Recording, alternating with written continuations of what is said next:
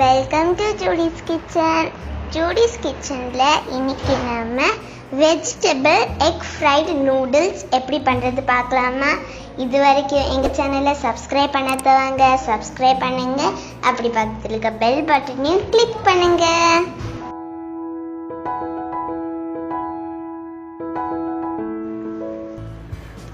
இப்போ நம்ம egg fried noodles பண்ணுறதுக்கு ஃபஸ்ட்டில் முட்டை ரெடி பண்ணிடலாம். இன்றைக்கி நான் 3 பேக்கெட் நூடுல்ஸ் எடுத்துருக்கிறேன். ஸோ 3 முட்டை எடுத்துருக்கிறேன். முட்டையை ஒரு பவுலில் ஃபஸ்ட்டில் நம்ம உடச்சி ஊற்றிடலாம். அப்புறமா ஒரு 1/4 டீஸ்பூன் அளவுக்கு மஞ்சத்தூள், தேவையான அளவு உப்பு, ஒரு 1/2 டீஸ்பூன் அளவுக்கு பெப்பர் தூள், இது 3த்தையும் சேர்த்து முட்டையை நல்லா பீட் பண்ணிக்கோங்க. இந்த மாதிரி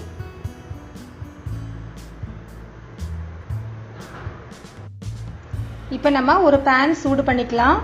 சூடு பண்ணதுக்கு அப்புறமா ஒரு 1.5 டேபிள் ஸ்பூன் அளவுக்கு எண்ணெய் ஊற்றிக்கிறேன்னா, ஏன்னா அந்த முட்டை இந்த பாத்திரத்தில் அடிப்பிடிக்காத அளவுக்கு உங்களுக்கு கட் பண்ணி எடுக்கிறதுக்கு ஈஸியாக இருக்கிறதுக்காக தான் கண்டிப்பாக கொஞ்சம் எண்ணெய் அதிகமாக சேர்த்துக்கோங்க.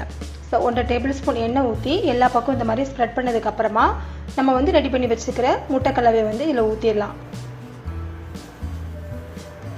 இப்போ இதை நம்ம ரொம்ப வேக வைக்க தேவையில்லை. லைட்டாக திருப்பி விடுறது மாதிரி ஒரு அந்த அளவுக்கு வெந்தால் போதும். வெந்ததுமே நம்ம திருப்பி விடலாம்.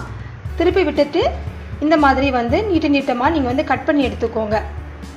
கட் பண்ணிவிட்டு குட்டி குட்டி பீசஸ் ஆக்கிக்கலாம். நம்ம நூடுல்ஸ் டெக்கரேட் பண்ணுறதுக்கு நீங்கள் ஸ்க்ராம்பிள் பண்ணி போடுறத விட இந்த மாதிரி நீங்கள் கட் பண்ணி போட்டிங்கன்னா ரொம்ப நல்லாயிருக்கும்.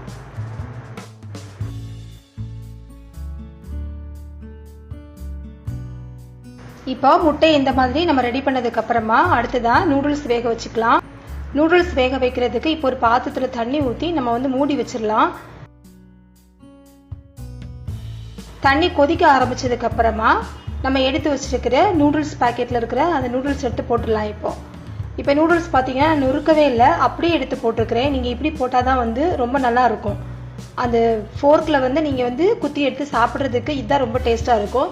ஸோ நொறுக்காமல் நான் அப்படியே போட்டுட்டேன். இப்போ அடுப்பை மிதமான ஃப்ளேமில் வச்சு மூடி போட்டு வச்சாச்சு. ஒரு 3 நிமிஷம் போதும் நூடுல்ஸ் வேகிறதுக்கு. அதுக்கு மேலே ரொம்ப வேக வைக்க வேண்டாம், குழஞ்சி போயிடும். ஸோ 3 நிமிஷத்துக்கு அப்புறமா இப்போ நம்ம அந்த நூடுல்ஸை ஃபில்டர் பண்ணி எடுக்கலாம். இந்த நூடுல்ஸ் இருக்கக்கூடிய தண்ணியை நம்ம வடித்து எடுத்துடலாம். அடுத்ததான் நம்ம என்ன பண்ண போறோம்னா 1 இன்ச் அளவுக்கு இஞ்சி எடுத்துக்கோங்க, 1 பல் பூண்டு, அப்புறமா ஒரு பச்சை மிளகாய். இதை நல்லா இந்த மாதிரி இடிக்கிற கல்லை வச்சு நான் நல்லா இந்த மாதிரி பேஸ்ட் பண்ணிக்கிறேன். இப்போ நம்ம அந்த நூடுல்ஸ் பண்ணுறதுக்கான மசாலாலாம் ரெடி பண்ணிடலாம். ஒரு பேன் எடுத்துக்கோங்க, அதில் 1 டேபிள் ஸ்பூன் எண்ணெய் ஊற்றிக்கலாம். எண்ணெய் சூடான உடனே நம்ம இடிச்சு வச்சிருக்கிறோம் இல்லையா, அந்த இஞ்சி பூண்டு பச்சை மிளகாய் பேஸ்ட் அதை போட்டு லைட்டாக இந்த மாதிரி வதக்கிக்கலாம். இது ரொம்ப கருகிற மாதிரிலாம் வதக்க வேண்டாம். லைட்டாக அதோட வாசனை வர்றது வரைக்கும் நீங்கள் வதக்கினா போதும். அப்புறமா வெஜிடபிள் சேர்க்கறது எந்த அளவுக்கு சேர்க்கணுமோ அது உங்களோட விருப்பம். நான் இன்னைக்கு 1 கப் அளவுக்கு, அதாவது ஒரு கைப்பிடி அளவுக்கு இந்த மாதிரி நல்லா தின்னாக நீட்டமாக கட் பண்ணி வச்சுக்கிற கேரட் சேர்த்துருக்கிறேன். எப்போவுமே இந்த நூடுல்ஸுக்கு நீங்கள் காய் ரொம்ப குழஞ்சி வெந்துடக்கூடாது, நம்ம தண்ணி எதுவும் சேர்க்கவும் கூடாது. இந்த எண்ணெயிலே ஒரு பாதி வேக்காடு வெந்தால் போதும். அந்த கேரட் லைட்டாக வெந்த உடனே 1 நிமிஷம் லைட்டாக வதக்கினோடனே கேப்சிகம் இந்த மாதிரி நீட்டமாக அதுவும் இந்த மாதிரி தின்னாக கட் பண்ணி வச்சிருக்கிறேன், அதையும் சேர்த்துடலாம். இந்த காய்கறியோட அளவு உங்களுக்கு டேஸ்ட்டுக்கு ஏற்றபடி சேர்த்துக்கோங்க. இப்போ அடுத்ததாக நான் 1 கப் அளவு மஷ்ரூம் ஸ்லைஸ் பண்ணி சேர்க்குறேன். மஷ்ரூம் கண்டிப்பாக சேர்க்கணும் அப்படின்னு இல்லை, உங்ககிட்ட என்ன வெஜிடபிள்ஸ் அவைலபிளாக இருக்கோ, அதாவது கேபேஜ், பச்சை பட்டாணி, குடமிளகாய், கேரட், இதில் எதுனாலும் உங்ககிட்ட இருக்கிறத நீங்கள் சேர்த்துக்கலாம். நான் இன்னைக்கு மஷ்ரூம் கூட சேர்த்துருக்கிறேன். ஸோ இந்த காய்கறிக்கு தேவையான அளவு கொஞ்சமாக உப்பு சேர்த்துக்கோங்க. ஏன்னா அந்த மசாலாவில் ஏற்கனவே நம்ம அந்த பவுடரில் உப்பு இருக்கும். ஸோ நம்ம உப்பு இதில் சேர்க்குறப்ப ரொம்ப கவனமாக சேர்த்துக்கோங்க, கொஞ்சமாக சேர்த்தா போதும். இடையிடையே நீங்கள் இந்த மாதிரி வதக்கிக்கிட்டே இருங்க, மூடி வச்சு வேக வைக்க வேண்டாம். அடுப்பு ஒரு மீடியம் ஃப்ளேமில் வச்சுட்டு நீங்கள் பாத்திரத்தை இந்த மாதிரி திறந்து வச்சு நல்லா இந்த மாதிரி இன்பிட்வீன் வதக்கிக்கிட்டே இருந்தீங்கன்னா உங்களுக்கு பாதி வேக்காடு வெந்துடும். அடுத்ததாக மேகி பேக்கெட்டில் இருக்கக்கூடிய மசாலா பொடி இப்போ நான் இதில் சேர்த்துருக்கிறேன். அதையும் சேர்த்து ஒரு பிரட்டி விட்டுடலாம்.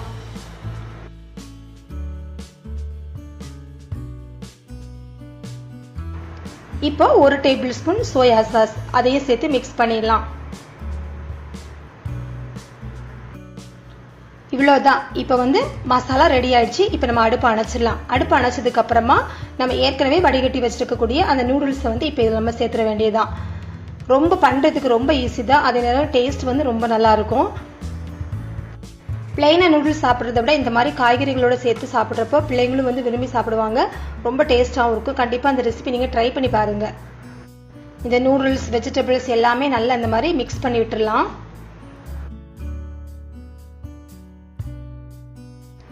இப்போ கடைசியாக நம்ம ஏற்கனவே வறுத்து வச்சிருக்கிறோம் இல்லையா முட்டை, அதை வந்து இதில் சேர்த்துடலாம். அதையும் சேர்த்து எல்லா பக்கம் மிக்ஸ் ஆகிற மாதிரி இந்த மாதிரி மிக்ஸ் பண்ணி விட்டுருங்க.